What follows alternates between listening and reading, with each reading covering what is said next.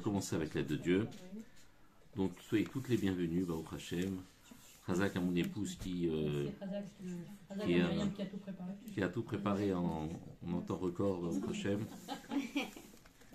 Et ce soir, en fait, on va, de manière anticipée, mais c'est la semaine de Rachel Imenu, puisque à partir de Shabbat, vous savez que le Shabbat qui précède le jour anniversaire du départ d'une personne, le jour du Shabbat, c'est qui précède et le jour en fait où la personne a commencé à partir de ce monde. C'est pour ça que depuis le Shabbat jusqu'au jour anniversaire, ça s'appelle la semaine du décès.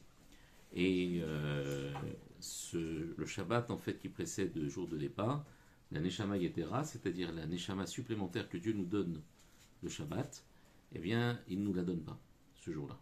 Donc c'est pour ça que c'est comme si on va dire on commençait à quitter ce monde. C'est pour ça que on est dans le Zman, simplement on est juste à 24 heures de décalage, mais c'est pas grave. Bezrat Hashem, on a la possibilité, grâce à Dieu ce soir, de se réunir et que ce mérite nous protège. Et mon frère, il était là tout à l'heure sur Kever Rachel, il m'a envoyé une photo parce il a dit que demain soir c'est fermé. Ah. Oui, pour des raisons de sécurité. Oui, j'imagine que c'est chaud. Ils ont été ce soir les gens, ou hier, ou tu vois. Ça décale. C'est que la porte, vraiment, au Kever Rachel, moi j'ai été Ça fait peur. Hein. J'ai été cet été 3 fois. Vraiment, j'ai été seule en plus. C'est pas rassurant quoi. Avant le checkpoint du Kever Rachel, t'as tout un village arabe. C'est très angoissant. Ça, c'est Bethléem. Faut y aller accompagné. Ouais. Et surtout, vu comment ils ont ouvert les portes, là, ils peuvent ouvrir en tout le monde. Moi, je me souviens au tout début où on n'avait pas encore toute cette zone qui est aménagée, parce que maintenant c'est aménagé, on peut y aller en voiture, se garer. Avant, on ne pouvait pas y aller en voiture. Il fallait garer sa voiture à quelques kilomètres, à 2-3 kilomètres du Kever Rachel, dans un parking improvisé, et l'armée venait chercher les gens au fur et à mesure avec des bus. Et le bus venait se coller à la porte du Kever Rachel. On descendait du bus, on était à 10 cm de la porte, et il fermait le Kever Rachel à clé. D'accord, on restait dans le Kever pendant 1 heure, et au bout d'1 heure, le bus se remettait devant le Kever Rachel. Alors là, c'était vraiment. Voilà. C'était. Maintenant, on y va quand on veut. Mais bon, c'est vrai que maintenant, c'est un petit peu risqué, donc ils ont bien fait de fermer. Parce que c'est au milieu d'un village. Alors Bezrat Hashem, ce soir on va faire quelque chose d'inédit, c'est-à-dire que on va rapporter tout le midrash qui nous permet finalement d'arriver à cette histoire, à cette intervention de Rachel qui a permis Baruch Hashem de faire en sorte que ses enfants pourront, Bezrat Hashem, être libérés par son mérite. C'est toute une histoire qui ne commence pas du tout avec Rachel. Et après, avec l'aide de Dieu, on va dévoiler quelque chose que personne ne sait, je vous le dis. Ça m'étonnerait que vous l'ayez déjà entendu. Peut-être, on va dire ça, mais c'est quelque chose d'assez particulier. On va faire du scoop, parce que ce soir il y a des fiches et tout, donc il va falloir être à la hauteur de la Séouda. Et c'est quelque chose d'incroyable. Et c'est ça, en fait, la raison, d'après le Lev Shalom, d'après Shalom Jvardron Alav Shalom, c'est la raison pour laquelle Rachel est particulièrement la mère du peuple d'Israël. Et pourquoi? C'est par son mérite que Bezrat Hashem nous serons tous libérés. Ce n'est pas pour rien que cette guerre tombe pendant cette période, et que peut-être que l'incursion terrestre de Tzahal aura lieu peut-être demain ou après-demain, ou en tout cas dans cette période. Et vous savez qu'on raconte qu'à l'époque, quand il y a eu une incursion à Jenin, il y a une quinzaine d'années à peu près, le commandant, on va dire, qui dirigeait la patrouille, qui rentrait donc dans Jenin, dans les villages, raconte qu'à un moment donné, il devait entrer dans une maison, qu'il y a une femme qui était toute voilée, dont le visage n'était pas apparent. Elle a dit « Altikansu babaït », ne rentrez pas dans la maison.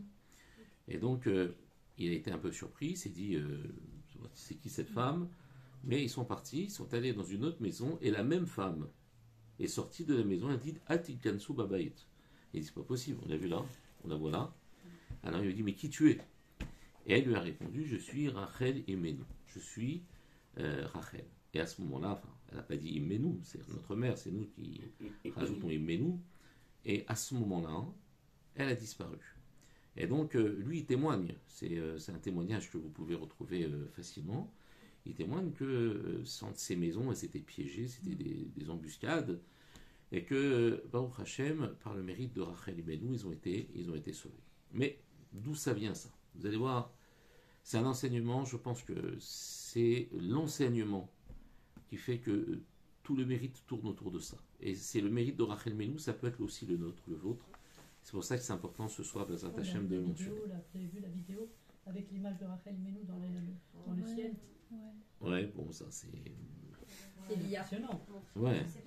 On voit une femme avec un foulard. Bon. Alors, on va faire Bezrat Hashem avec il y aura une petite récré de 5 minutes. C'est la pâte est en train de lever. Parce que la pâte est en train de lever. C'est technique. Et avant que la pâte ne s'en aille, on va faire... voilà. Alors, là, je vous lis dans les mots, d'accord? Et on va expliquer, on va en arriver, Bezrat Hashem, à la fin de ce Midrash. Donc, c'est la source. Là, on n'est pas dans des histoires. On est dans la source, dans le texte, qui ramène, en fait, cette fameuse histoire dans laquelle Rachel Imenu intervient lors de la destruction du deuxième temple. בשעה שחרב בית המקדש, בא אברהם לפני הקדוש ברוך הוא, בוכה ומרט זקנו ותולש שערות ראשו, מכה את פניו וקורע את בגדיו והפר על ראשו. Au moment où le Beth Amikdash a été détruit, Abraham Avinu est venu dans le Beth Amikdash et il s'est arraché les cheveux, il s'est tailladé le visage, il s'est arraché la peau du visage et il s'est mis de la cendre sur la tête et il allait dans le Beth Amikdash et il pleurait Vesofed Vetsorek. Il disait des horizons funèbres et il criait. Et il dit devant Kadosh Baruch Hu Mipenema, pourquoi Nishtanati Mikol Hauma Velashon Shebati des bouches Achrimazot. Pourquoi t'en es arrivé à faire, comment dire, à toucher ce peuple comme tu l'as touché? Comment il a subi cette opprobre, cette honte, cette souffrance? Pourquoi tu as fait ça?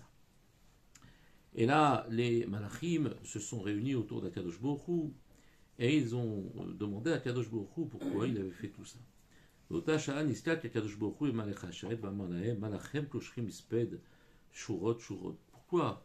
vous êtes tous en train de faire des oraisons funèbres et vous faites, comment dire, ces rangées, parce qu'à l'époque, et c'est encore, on va dire, le cas dans certaines coutumes, c'est on fait des rangées pour consoler l'endeuillé. L'endeuillé passe au milieu de ces rangées de personnes pour qu'on puisse le consoler.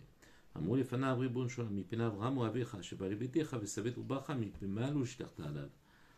les anges ils disent à Kadosh Baruch Hu, regarde, Abraham il est là, il est en train de pleurer, il est en train de crier, il est en train de s'arracher les cheveux, et toi tu fais pas attention à lui. Alors Kadosh Baruch Hu il répond, il dit, sache une chose, c'est que Ribono Shalom Mipema il est à bani musfatem idei umota varagim kol bechol mitot mishonot. Abraham Avinu demande à Kadosh Baruch Hu, pourquoi tu as tué mes enfants? Pourquoi tu les as mis dans cette situation de mort incroyable? Ve'echeravta et Bet HaMikdash, tu as détruit le Bet HaMikdash. Makom she'eleti et Yitzchak beni ola lefanecha. C'est l'endroit où j'ai sacrifié mon fils. Parce que Yitzchak Avinu a été sacrifié sur ce que l'on appelle Even Shetia, c'est-à-dire cette pierre qui va être la pierre angulaire sur laquelle va être construite. Et cette pierre, elle se trouve sur la mosquée d'Omar, sous la mosquée d'Omar. Et j'ai une photo ici d'un touriste qui a pris cette photo, pas d'un juif, qui est rentré parce que nous on n'a pas le droit de rentrer dans la mosquée d'Omar, où en fait il y a une sorte de grand parterre en vitre, et cette pierre-là est la pierre à partir de laquelle, dit le Midrash, le monde a été créé, à partir de laquelle, on va dire, le Kodesh HaKodashim a été posé, et qui est le centre même du monde, le centre même de la Kedusha. Amarlo Akadosh Baruch Hu d'Abraham, même si Abraham lui dit, pourquoi tu vas détruire ce temple? Là j'ai approché mon fils, j'ai sacrifié Yitzhak à cet endroit-là. Il dit, Banecha chatu ve'aru akol haTorah ve'al esrim shtaim otiyot sheba. Il dit, sache une chose, c'est que tes enfants ont fauté. Ils ont transgressé la Torah. Et ils ont transgressé les 22 lettres qui la composent. Alors, Abraham Avinu demande à Kadosh Baruch Hu, Ribono Shalom, Mi me'id bahem she'Israël shavu et Toratecha. Qui va avoir l'audace de venir témoigner pour dire que tes enfants ont transgressé cette Torah? Alors, Akadosh Baruch Hu, il appelle la Torah, il dit Tavo Torah, que la Torah vienne, Vetarid bahem l'Israël, et viens témoigner sur les bénis Israël. Miyad va Torah le'arid bahem. La Torah est venue pour témoigner contre les bénis Israël en disant que justement, Biti bat le'arid bahem Israël shavu mitzvotecha. Alors, Abraham Avinu se retourne vers la Torah et dit quoi? Tu viens pour témoigner contre tes enfants? Tu viens contre mes enfants, tu viens témoigner, toi, de dire que mes enfants n'ont pas respecté ta Torah? Ve'enlach boshet panim ipanaï, t'as pas honte de faire ça. Donc, il faut savoir une chose, ces midrashim qui paraissent un petit peu des contes, en fait, racontent ce qui se passe dans les mondes supérieurs. Ça veut dire que tout ce que vous voyez dans ce monde, tous les êtres humains, les animaux, les objets, tout a une racine spirituelle dans les mondes supérieurs. Et donc, quand on dit que la Torah elle est venue, c'est le malach de la Torah. Quand on va parler que telle chose a parlé avec telle chose alors que ce sont des objets, il faut savoir que tout ça, ce sont les racines spirituelles. Il n'y a rien dans ce monde qui existe s'il n'y a pas une volonté divine. Et donc, la volonté divine, c'est la racine spirituelle de tout ce qui existe dans ce monde. Donc, lorsqu'on parle ici dans le Midrash, c'est qu'on parle dans la dimension supérieure. On ne parle pas dans ce monde. On imagine une Torah venir devant Abraham Avinu et se mettre à parler avec lui. Ça n'a pas de sens. Ici, on parle directement dans le monde, dans les mondes supérieurs. Et donc, il dit, tu n'as pas honte de venir témoigner contre mes enfants. Alors, il dit, souviens-toi, Zichri Yom She'echezirach. Souviens-toi du jour où Akadosh Baruch Hu, il a demandé à tous les peuples. Il leur a dit au moment où il allait te donner au Ham Israël, d'abord il s'est adressé aux Shme'ilim, il s'est adressé à Esav, il s'est adressé à tous les peuples du monde. Il leur a dit, vous voulez ma Torah? Toi, t'attendais chez Akadosh Baruch Hu. Finalement, on t'accueille. Personne ne t'accueille. Personne n'a voulu de toi. Ah oui, mais là, c'est trop difficile pour nous, parce que il faut, il faut ne pas voler, il faut ne pas tuer, il faut avoir une hygiène de vie et pas une hygiène de vie, mais une vie bien rangée. Et donc, on ne veut pas de cette Torah, on n'en veut pas. Et donc, tout le monde a refusé. Et mes enfants, d'accord, et mes enfants, ils sont venus, ils t'ont accepté, et tu viens témoigner contre eux, tu n'as pas honte. Alors, Kevan Sheshama Torah Kach Amdal et Tzedechad Veloïda Bahem. Quand elle a vu ça, la Torah s'est tue. Elle s'est mise sur un côté, et elle a dit, je refuse de témoigner. Alors, Kadosh Baruch Hu, il a appelé les lettres de l'alphabet. Et il a dit, venez témoigner. À ce moment-là, le Aleph, il est arrivé. Et Akadosh Baruch Hu demande aux lettres de témoigner. Et Abraham Avinu nous dit au Aleph, dis-moi, est-ce que tu oses témoigner contre mes enfants? Il dit, n'oublie pas que tu es à la tête de toutes les lettres qui ont composé les 10 commandements. Anochi Hashem Elokecha. Et ces 10 commandements, mes enfants, ils t'ont accepté. Et comment toi, tu peux maintenant témoigner contre eux? T'as pas honte? T'as pas honte de moi? À ce moment-là, le Aleph s'est rangé et il n'a pas témoigné. Le bête, il est arrivé, même discours. Abraham Avinu a dit au bête, qu'est-ce que tu viens témoigner? Sache une chose, c'est que c'est avec toi que la Torah commence. Et la Torah, elle a été acceptée par mes enfants. Tu as été repoussé par les autres nations et tu viens témoigner contre mes enfants parce que ils ont transgressé ta Torah. Mais n'oublie pas toutes ces belles années que tu as vécues, où tu as vécu grâce au mérite de mes enfants qui t'ont accepté. Du coup, quand le Aleph et le Bet se sont fait repousser par Abraham Avinu, le Gimel, Dalet, et ils n'ont pas voulu trop se mêler. Ils ont dit, on va se mettre sur le côté, et ils n'ont pas témoigné.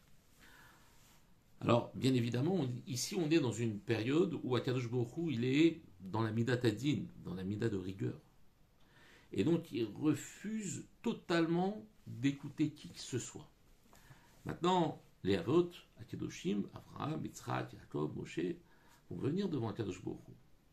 Et ils vont lui demander, ils vont lui dire, écoute, je t'en supplie. Abraham Avinu, il va dire à Akadosh Baruch Hu, il dit, mais tu m'as donné un enfant à 100 ans. J'avais 100 ans quand j'ai eu un enfant. Tu m'as demandé de le sacrifier. Je n'ai pas réfléchi. J'ai sacrifié. Il faut savoir que dans l'histoire du sacrifice d'Israël, Isaac a été sacrifié. Simplement, il a revécu. Mais il a véritablement été sacrifié.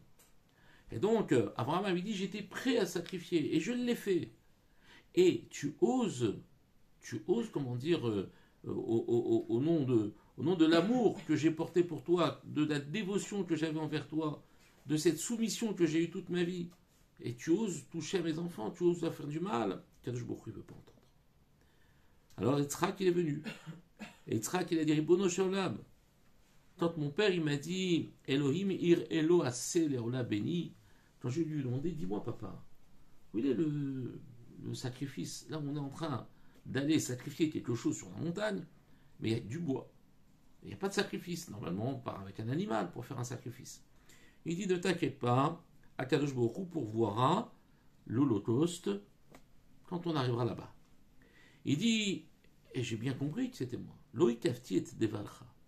Et j'ai pas été à l'encontre de tes paroles. Et j'ai été ligoté de gaieté de cœur sur le misbéach. Je savais que j'allais finir égorgé. Et il y a même un midrash qui dit que Yitzhak, il a dit à Abraham, attache-moi bien, de telle manière que la shrita soit pas psoula. Je risque d'avoir peur au moment du couteau. Juste tu m'accroches bien pour pas que on me manquer ton coup. Donc on n'a pas affaire ici à des êtres de petit calibre. On a affaire à des gdolim, aux avot, à ceux qui ont donné naissance au peuple et n'ont pas été capables de calmer la colère divine. Et Yitzhak lui dit, comment? J'ai rien fait, je me suis donné corps et âme au sens propre du terme. Au pachatier de Savari, tachat asakin, j'ai tendu mon cou sous le couteau de mon père. Et toi, velotiskor lisot, velotelachem albanaï, t'as pas pitié de ça? Tu te souviens pas de ça? T'as pas pitié de mes enfants? Kadosh Baruch Hu, il se tait. Non. Kadosh Baruch Hu, il vient de détruire son temple.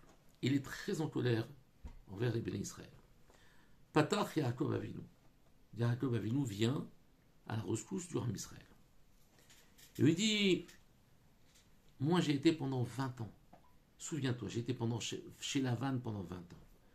Et quand je suis sorti de sa maison, j'ai rencontré Esav qui a voulu me tuer. D'accord? Et moi j'ai risqué ma vie. Pourquoi? Parce que s'il m'avait tué, tes enfants n'auraient pas existé. Je me suis battu avec l'ange d'Esav. J'ai fait mes sirut nefesh. J'étais prêt à mourir pour sauver mes enfants.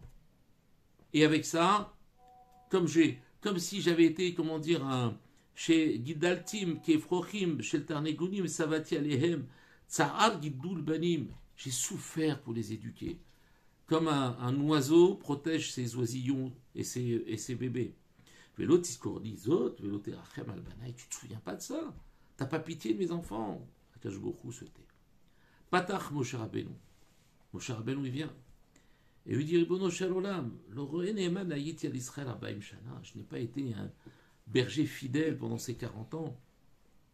N'ai-je pas été comme un cheval en course? C'est-à-dire, je courais devant eux comme un cheval qui est chez Azman, chez Kansoul Ares, Gazarti Alay. Et au moment de rentrer en Eretz Israël, qu'est-ce que tu m'as dit? Tu m'as dit non, tu ne vas pas rentrer avec eux. Tu vas rester dans le désert. Et il dit, et moi maintenant je viens pleurer pour eux, et je viens me lamenter. Zewa Mashash Omrim Ben Adam Mituv Adoni Lotovli Umera Torarli. Il dit, c'est exactement le cas de ce que disent les gens. Le bien que je fais pour les autres, je ne le reçois pas, mais le mal devient le bien. C'est un peu comme si, tous les inconvénients, je les ai pour moi, mais les bons moments, je ne les partage pas. Et à ce moment-là, le Midrash continue et rapporte que Moshe Rabbeinu va va au-devant de Irmia. À l'époque, Irmia, le prophète Jérémie, qui est à l'époque de la destruction du deuxième temple. Et il lui demande, Efshar lelech baderech mepena harodim, amarlo afalpiken. Il lui dit, va devant les Béné Israël. Viens, on va devant ensemble. Il dit, impossible. Il y a trop de corps. On ne peut même pas passer. Il dit, c'est pas grave. On va aller, quand même. Je dois aller les voir. Miyad alach Moshe Rabbeinu vermiya lefanav. Ahad sheigiru le naharot Babel. À ce moment-là, les exilés étaient sur les rives du fleuve de Babel. Raoua les Moshe vamrouzé lazé. Quand ils ont vu Moshe, ils ont dit, mais c'est Ben Amram, c'est lui, le Moshe Rabbeinu, il vient nous délivrer. Et il est venu, Mikivro, de sa tombe, doter nous pour nous libérer, Miyad Sarenu, de la main de notre malheur. Yatsa Bakol Vamra Gzera Im Ilefanai. Moshe Rabbeinu, il a voulu forcer la main d'Akadosh Baruch Hu. Il a dit, je vais aller les bénir. Viens avec moi. Akadosh Baruch Hu, il a bloqué. Il a dit, il y a une Gzera, je ne reviendrai pas sur la Gzera. Miyad Amar Lahem Banai Lachzir Etrem Yefshar. Moshe Rabbeinu, il dit au Béné Israël, je ne peux rien faire. Je suis désolé. Je ne peux pas revenir sur les décisions de... Pourquoi chez Kevar Nixera Gezera? La Gezera a déjà été prononcée, le décret est entériné. Et là, Makom Yahazir Etrem Bim'era Veni Yachotam. Ne vous inquiétez pas, Akadosh Baruch Hu vous libérera un jour et vous délivrera. Bota Sha'a Erimu Kolam Bepriya Gedola, Atche Alta Bepriyatam Lamarom, Zeu Shineman Narod Babel, Sham Yasham Nugam Bachinu. À ce moment-là, tous les Béné Israël, les exilés se sont mis à pleurer. Ils ont compris que la situation était particulièrement grave. Et je vais vous dire pourquoi c'est actuel. Vous allez voir la suite du Midrash. Et Bezrat Hashem, ça va terminer bien, ne vous inquiétez pas. Il y a des fricassés, il y a des trucs et tout. Vous inquiétez pas, je vous sens angoissé et tout. Ça se termine bien. D'accord? Et donc...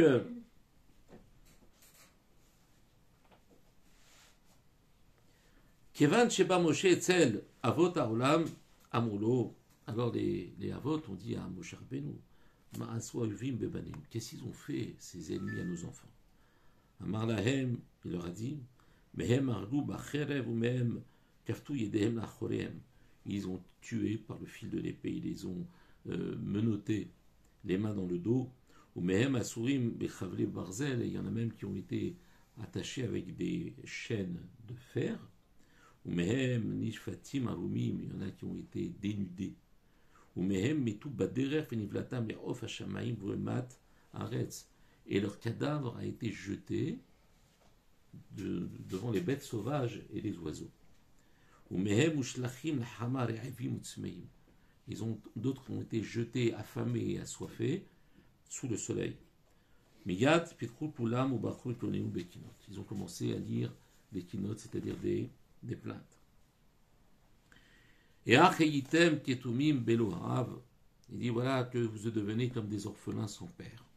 Et Acheshentem Batsaoraim Bakais Belo Levush Bloksut, comment vous pouvez, dormir en plein midi dans la période d'été sans vêtements et sans moyen de vous couvrir. Et Halartem Beharim Bechatzatim Chalutse Nahalim Belo Sandalim, comment vous pouvez marcher sans chaussures comme ça. Et comment vous pouvez supporter ce joug sur vous. Et comment vos mains qui sont attachées dans votre dos, vous pouvez supporter.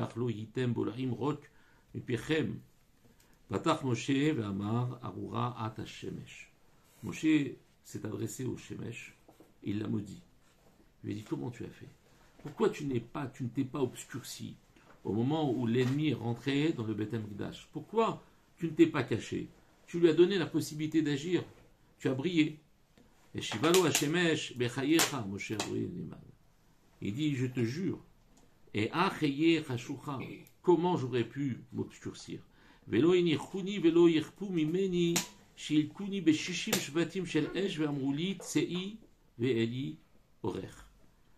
Voilà que j'ai reçu 600 coups de bâton. Alors tout ça, c'est bien plus profond que ça. Mais on ne va pas, commenter sinon ça serait trop long.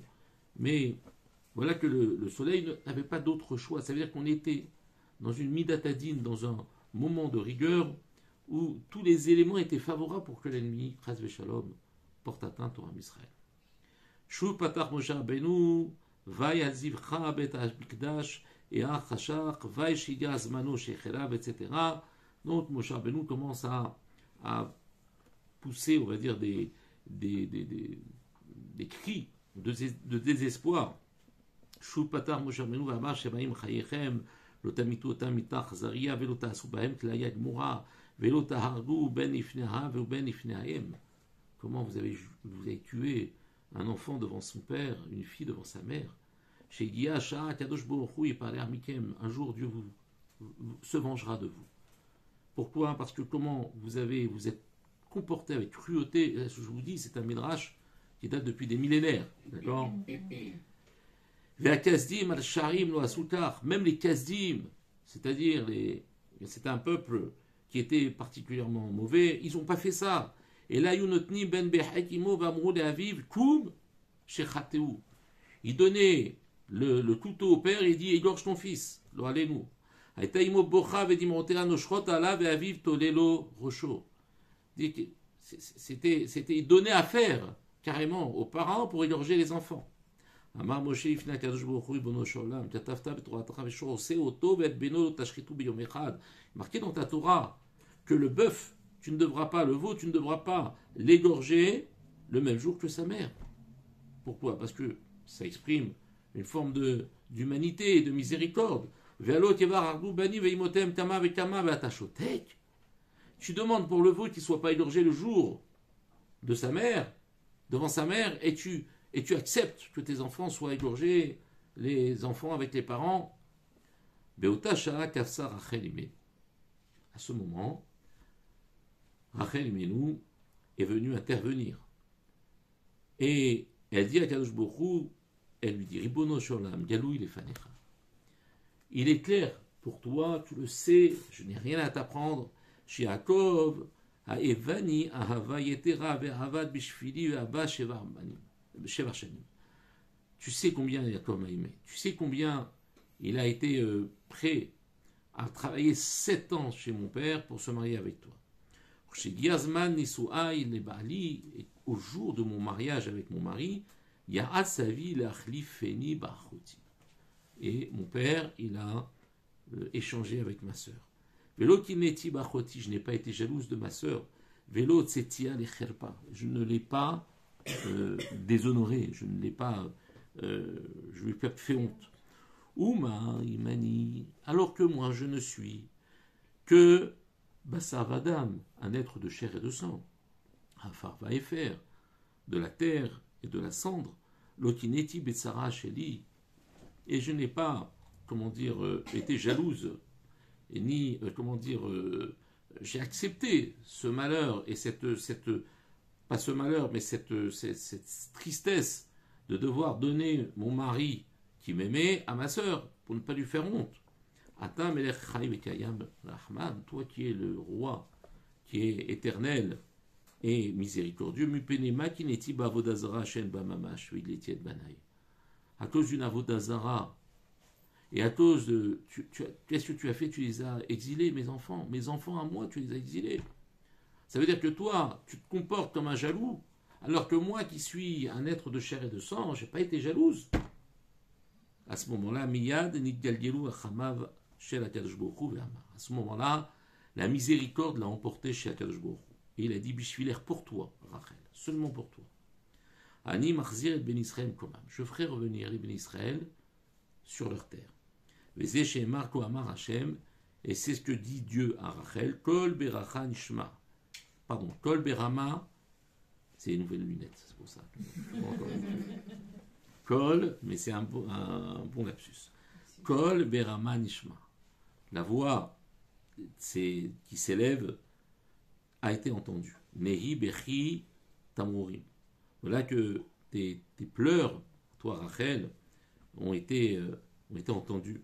Rachel Mevakal Baneha Mana Leinahem. Et elle pleure sur ses enfants et refuse d'être consolée. Venemar, il est dit, Dieu lui dit, empêche ta voix de pleurer. ve'enaïr midim'a, et tes yeux de faire couler des larmes, qui yesh sachar les la terre, parce qu'il y a le mérite et le salaire de tes actions, ve'yesh tikva la chariter, et il y a de l'espoir dans ta descendance, tout ce qui est après toi, ve'shavu banim lidvulam, et tes enfants reviendront sur leur terre, dans les limites. Ça, c'est le Midrash, qui est incontournable. Je vais vous dire pourquoi il est incontournable, parce qu'il faut comprendre ici que Rachel Imenu, dont on parle très peu dans la Torah, à peine dans une paracha ou deux maximum, alors qu'on parle d'Avraham Avinu, d'Yitzhak, Yaakov, Moshe, qui sont on va dire, les piliers fondateurs du Ham Israël. Comment se fait-il que Rachel l'emporte sur tous les sacrifices et les épreuves qui étaient censés être des éléments de conviction et de persuasion des Avod vis-à-vis d'Akadosh Baruch Hu? Comment Akadosh Baruch Hu n'a pas entendu Abraham? Pourquoi il n'a pas entendu Yitzhak? Pourquoi il n'a pas entendu Yaakov? C'est pas des grands sacrifices qu'ils ont fait. Qu'est-ce qu'elle a fait, elle? Qu'est-ce qu'elle a fait, Rachel? Elle s'est mariée, sauf. Ah, c'est pas mariée tout de suite. C'est vrai qu'elle a souffert le jour de... Ça y est. Pourquoi maintenant, celui qui a tendu son cou pour être égorgé, celui qui était prêt à mourir, Yaakov qui s'est battu avec Esav pour sauver ses enfants, Abraham qui était prêt à sacrifier sa vie, parce qu'on dit que un homme qui sacrifie le seul fils unique qu'il a, c'est comme s'il se sacrifiait lui-même. D'accord? Qu'est-ce que je me suis battu toute une vie pour transmettre et faire, me faire l'interprète d'Akadosh Baruch Hu dans ce monde, celui qui dévoile Dieu dans ce monde, et je vais tuer le fils qui est censé reprendre le travail d'une vie. Donc tout ça est très difficile à comprendre si on ne connaissait pas cette explication que nous rapporte Rabbi Shalom Shvadron. Rabbi Shalom Shvadron, il paraît qu'il n'y aura peut-être pas besoin d'interlude pour la pâte, parce que vous allez voir, c'est quelque chose d'incroyable qui rapporte. Vous savez que lorsque Rachel va donner les simanim, c'est-à-dire les signes, à Yaakov, comment ça se passe? Vous connaissez toute l'histoire les simanim qu'elle a conclu avec Yaakov, Aléa. Alors, vous connaissez tous l'histoire que Yaakov, quand il est venu, il a dit: je veux Rachel Bitra Ketana. Je veux Rachel, ta fille, la petite. Pourquoi il est précis? Je veux Rachel, c'est tout. Parce que Yaakov, il sait déjà que Lavan est un fils. Et il sait qu'il va devoir. Donc, on est en terrain conquis. C'est-à-dire que ça y est, Yaakov, il sait à qui il a affaire. C'est pas naïf, Yaakov. Et même, Rachel, elle sait, toutes les filles de Lavan connaissent exactement la nature de leur père. Et lorsque Yaakov va discuter avec Rachel, écoutez bien, et lui dit donc, voilà, je veux, d'abord il demande à Lavan, je veux Rachel Bitra Ketana. Pourquoi Bitra? Je veux pas Rachel, une que tu vas me sortir dans le comment ça s'appelle, une fille qui s'appelle Rachel, que tu vas aller chercher dans ton quartier, et tu vas pas me donner ta fille. Moi je veux Rachel Bitra. D'accord? Et à Ketana, ça veut dire quoi? La petite. Pourquoi? Parce que qu'est-ce qu'il aurait fait Lavan? Il dit: tu m'as demandé Rachel, ma fille. Très bien. Il va changer les noms. Il dit à Léa: dorénavant tu t'appelles Rachel. Et à Rachel, il lui dit: dorénavant tu vas t'appeler Léa. Maintenant, c'est qui décide des noms? C'est les parents. Donc, Yaakov, il a prévu ça. Il lui dit: non, Akitana, la petite. Tu ne peux pas me faire passer la petite pour la grande. C'est pas possible. Mais tu peux appeler l'une. Donc, il a déjà ce qu'on appelle bouclé toutes les éventuelles sorties de pistes. Rachel vient voir Yaakov et dit: tu sais que mon père, il est quand même relativement rusé. Et il va forcer la main, c'est sûr. Voilà ce qu'on va faire. Tu sais ce qu'on va faire? On va faire des simanim. C'est quoi les simanim? C'est que tu vas poser des questions de halacha sur Chala, Nida, Vad la Kataner. Les 3 mitzvot de la femme. Tu vas me poser des questions, la halacha, et moi je vais te répondre à ces questions. Ça prouvera que quoi? que je suis bien Rachel. Donc ils vont ensemble, ils se concertent, ils prévoient un nombre de questions, un nombre de réponses et tout. Parfait. Arrive le soir, le mariage a lieu. Voilà qu'on est dans le noir total et que Lavan, il va mettre Léa à la place de Rachel. Et voilà que le matin, c'était Léa et c'était pas Rachel. Donc, ça veut dire quoi? Ça veut dire que toute la nuit, il a pensé que c'était Rachel. Pourquoi il a pensé que c'était Rachel? Parce que Rachel est partie voir Léa en disant, tu sais, il va nous échanger, etc. Donc voilà, je te donne les simanim que j'ai eu avec Yaakov. Après, bon, les choses se passent comme vous le savez. Ensuite, voilà que que Rachel n'a pas d'enfant. Et elle veut avoir des enfants. Et elle voit Réhouven, le fils de Léa, qui vient avec des doudaïm, des jasmins, et des mandragores, je ne sais pas comment on traduit ça. Et elle voit Réhouven, Léa avec les fleurs que lui a offertes son fils Réhouven. C'était normalement le tour de Rachel. Yaakov devait aller avec Rachel ce soir-là. Et Rachel sait que ces fleurs ont une vertu, une ségoula pour pouvoir enfanter. Elle lui dit, écoute, voilà, donne-moi les fleurs de ton fils, de Réhouven, en échange de quoi je te donne mon pour, tu pourras aller avec Yaakov ce soir. Qu'est-ce que répond Léa? Léa lui dit, mais non, mais tu plaisantes ou quoi? Déjà, tu n'étais pas loin de me prendre mon mari, mais en plus, tu veux prendre des fleurs de mon fils? Incroyable. Il y a deux questions. Ça veut dire que Rachel, elle fait une mission nefesh incroyable. Elle dit à Léa, voilà ce qui va se passer. Léa, c'est une tzadékette. Elle aurait dû dire à Rachel, mais attends, mais c'est énorme ce que tu me demandes là, mais attends, il faut trouver un moyen, tout, je ne peux pas aller à ta place, c'est pas possible. Léa aurait dû, normalement, prendre conscience. Comment elle peut accepter que Rachel lui donne les simanim en lui disant, tu vas avec mon mari? C'est impensable. Déjà que Rachel accepte, c'est une chose incroyable. Mais en plus, une fois qu'elle a accepté, qu'elle lui a donné les simanim, elle lui dit, franchement, tu as dû tout payer.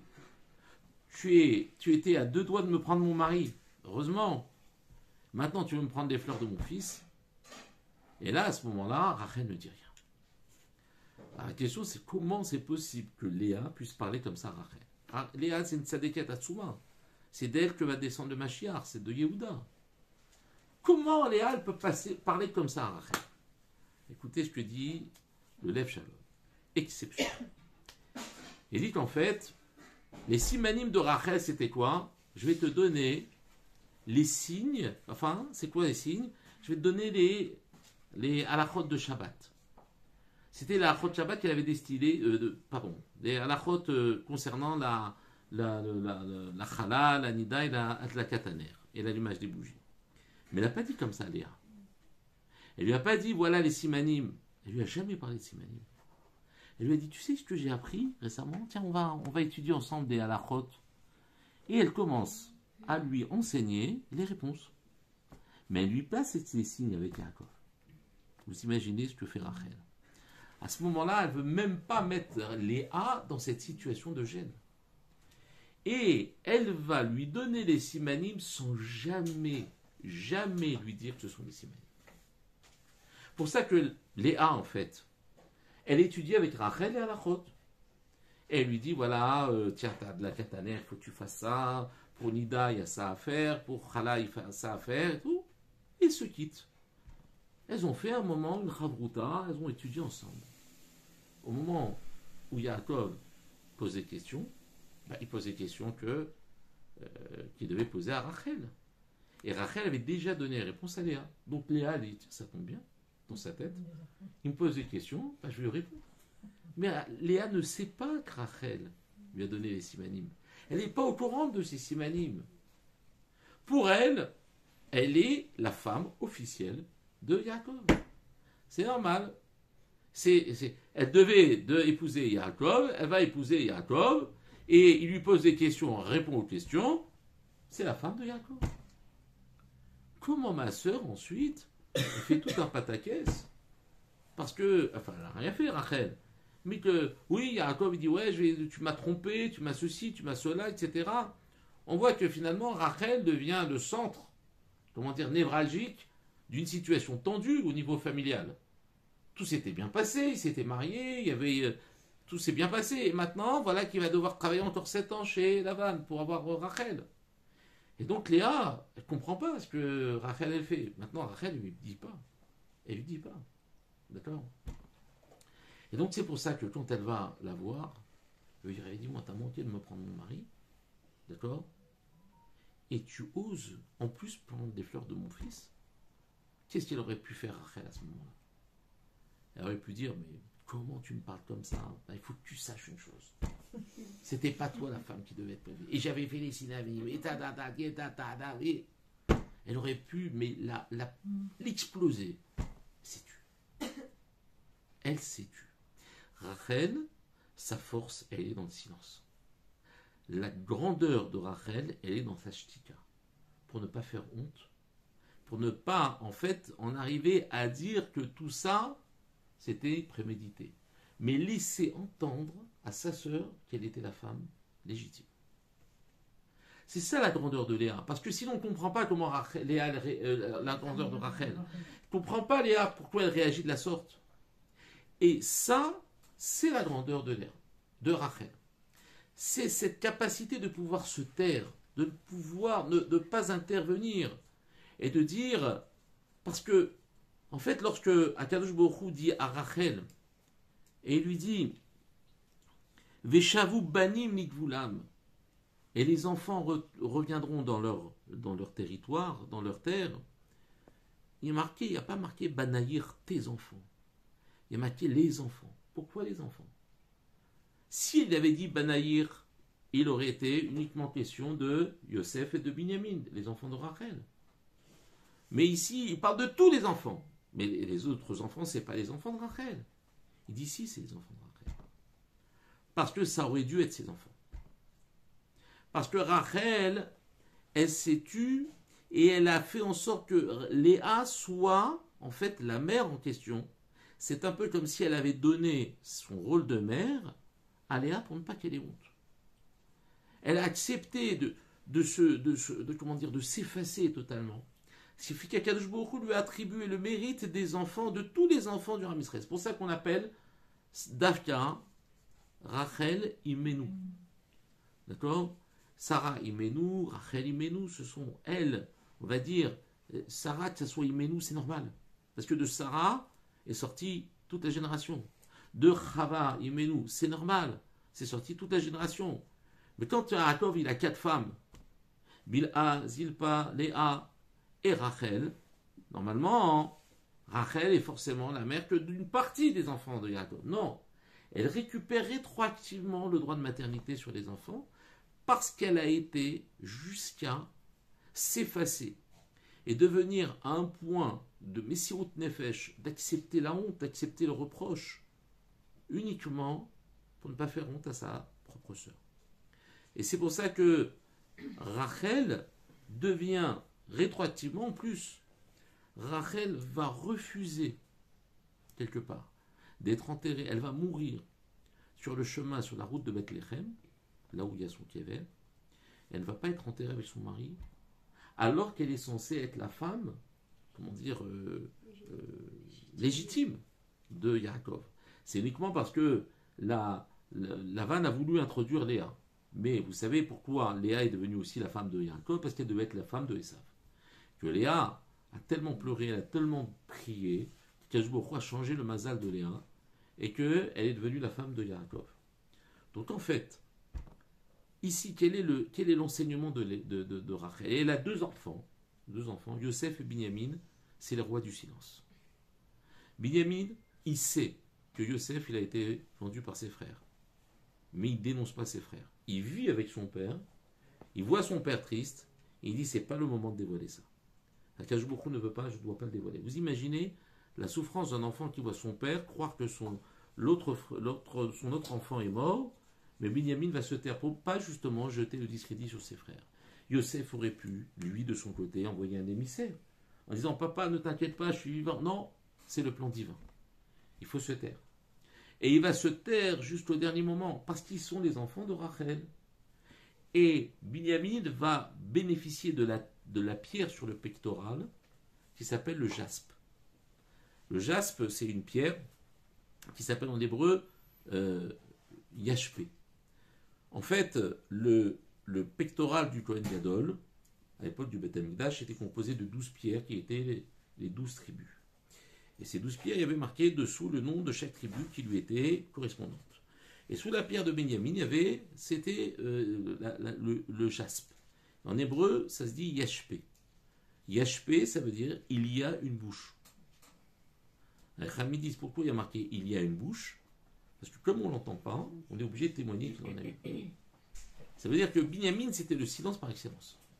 Binyamin, c'était celui qui était capable de se taire, de supporter la souffrance, de supporter le... Mais il ne fallait pas. Pourquoi ? Parce qu'ils avaient hérité ça de Rachel. Rachel, c'était la shtika. Et s'il y a un enseignement qu'il faut tirer ce soir, Bezrat Hashem, de Rachel Imenu, que son mérite nous protège, c'est que il ne faut pas... C'est quelque chose de terrible. C'est d'être un pitbull dans le relationnel. De ne pas lâcher. De ne pas lâcher. Oui, mais tu m'as dit ça, mais je t'ai dit ça, mais tu m'as dit ça, mais tu m'as dit ça, tu vas dire. Il faut être le premier à se taire, accepter. Toute la Yeshua du peuple d'Israël, elle tient dans le silence. Léa dit à Rachel, tu m'as pris, tu as failli prendre mon mari de justesse, et tu oses en plus me prendre... Donc qu'est-ce qu'elle a, Rachel, la pauvre ? Elle veut avoir des enfants. Elle lui demande les mandragures de son fils Réhouven. Elle aurait pu lui répondre, mais 10 000 fois, comment tu me parles ? Tout ce que j'ai fait pour toi ? Non, parce qu'elle ne voulait pas lui dire. Les simanim, ce n'était pas des simanim. Elle lui avait filé les réponses sans lui dire que c'était la condition sine qua non qui lui permettait de reconnaître le soir du mariage. En fait, la grandeur de Rachel, elle est là. Elle est dans la capacité de pouvoir garder le silence. Et les Chachamim posent la question, et lui disent, mais d'accord, mais celui qui a donné sa vie, c'est pas plus grand. Celui qui a été capable de se battre avec l'ange et de se mettre sa vie en péril, c'est pas plus grand. Moshe Rabbeinu, qui a consacré toute sa vie pour amener les enfants d'Israël en Eretz Israël, et Dieu il dit, stop, tu bouges pas, tu restes là.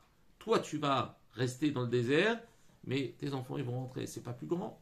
Il dit, non, c'est pas plus grand. Pourquoi c'est pas plus grand ? Il dit, parce que Abraham, Yitzhak, Yaakov et Moshe, ce sont des épreuves qui s'arrêtent dans le désert. Ça veut dire, Yitzhak, il a tendu son coup, il a été... et ensuite, l'affaire, elle s'est réglée.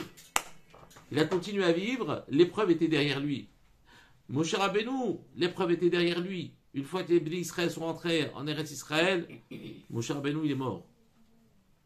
Lorsque on a parlé d'Abraham, qui a sacrifié son fils, c'était terrible au moment de l'épreuve.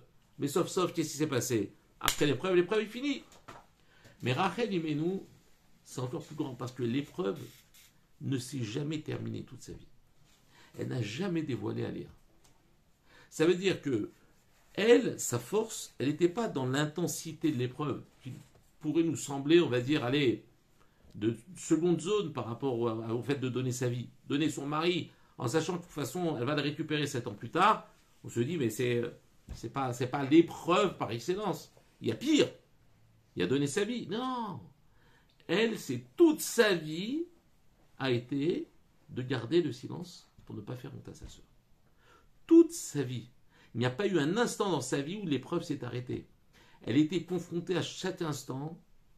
Peut-être, je ne dis pas ça parce que Rachel Imenu, elle est au-delà de tout ce qu'on peut imaginer. Mais imaginez une femme ordinaire.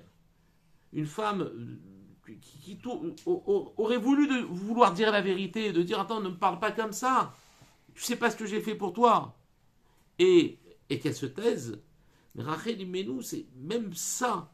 C'était pour elle même pas question de devoir se battre avec quoi que ce soit. Rachel Imenu, c'était la Messirut Nefesh par excellence. C'est pour ça qu'elle a mérité justement d'être aussi la mère, honoraire de tout le Ram Israël. C'est vrai qu'elle ne les a pas enfantés, mais c'est par son mérite que Léa a pu les enfanter. Donc elle a participé à l'existence et à la pérennité des enfants et de tous les enfants du Ram Israël. C'est pour ça qu'Akash Baruch Hu, il dit Vishavu banim ligvulam. Tous les enfants portent ton nom. Et ils rentreront tous, pas que tes enfants, pas que Yosef et Binyamin, tous les enfants du Ram Israël, parce que c'est toi la mère de tout le Ram Israël. Donc voilà la chose qui me paraissait importante de vous dire ce soir, c'est que, je ne sais pas si vous l'aviez déjà entendu, mais les Simanim, elle n'a jamais dit à Léa. Jamais elle a dit à Léa. Vous vous rendez compte? Jusqu'au point où elle supportait que Léa lui reproche de prendre son mari qu'elle s'est tue. Le secret de l'Aïchoua, de tout, dans tout, c'est le silence. On est capable de dire des tas de choses. Oui, mais tu as dit ça, mais j'entends, mais en fait, c'était au moment où tu avais dit, etc. Combien il y en a qui sont comme ça, Pénibule? Combien? Mais oui, mais je t'ai dit, mais non, c'est toi qui m'as dit, mais dans ça, je vous dis, faut arrêter, stop. Shtika, le silence. Il n'y a rien de mieux que le silence, mon Hachem. Vous savez pourquoi il n'y a rien de mieux que le silence? Parce que le silence, c'est... Tout peut rentrer dans le silence. Dans la parole, c'est la rigueur.